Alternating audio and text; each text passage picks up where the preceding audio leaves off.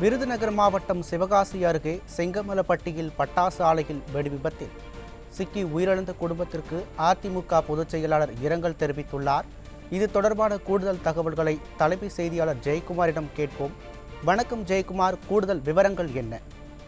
கண்டிப்பாக சுரேஷ், விருதுநகர் மாவட்டம் சிவகாசி அருகே இருக்கக்கூடிய செங்கமலப்பட்டியில் பட்டாசு ஆலையில் ஏற்பட்ட வெடி விபத்தில் சிக்கி 9 பேர் பரிதாபமாக உயிரிழந்தார்கள் என்ற செய்தி அதிர்ச்சி அடைய வைத்திருக்கிறது என்றும் அவரது குடும்பத்தினருக்கு தனது ஆழ்ந்த இரங்கலை தெரிவித்துக் கொள்வதாகவும் அனைத்திந்திய அண்ணா திராவிட முன்னேற்ற கழகத்துடைய பொதுச் செயலாளரும் சட்டமன்ற எதிர்க்கட்சி தலைவரும் முன்னாள் முதலமைச்சருமான புரட்சித் தமிழர் எடப்பாடி கே பழனிசாமி அவர்கள் விடுத்திருக்கக்கூடிய எக்ஸ்தல பதிவில் தெரிவித்திருக்கிறார்.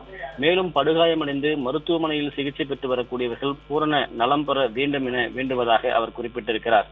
குறிப்பாக இன்றைக்கு விருதுநகர் மாவட்டம் சிவகாசி அருகே இருக்கக்கூடிய செங்கமலம்பட்டியில் பட்டாசு ஆலையில் ஏற்பட்ட வெடி விபத்தில் சிக்கி 9 பேர் பரிதாபமாக உயிரிழந்திருக்கிறார்கள். அந்த செய்தி கேட்டு அதிர்ச்சி அடைந்ததாகவும் உயிரிழந்தவருடைய குடும்பத்திற்கு தனது ஆழ்ந்த இரங்கலையும் அனுதாபத்தையும் தெரிவித்துக் கொள்வதாக அவர் தெரிவித்திருக்கிறார்.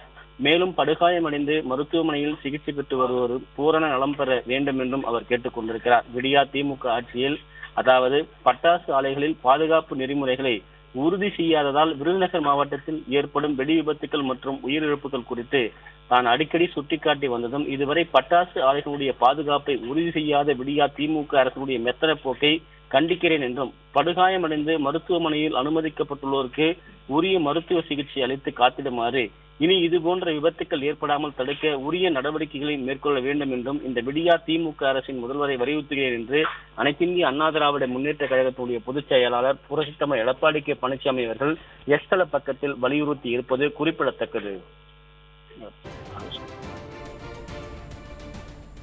கூடுதல் விவரங்கள் வழங்கியதற்கு நன்றி ஜெயக்குமார்.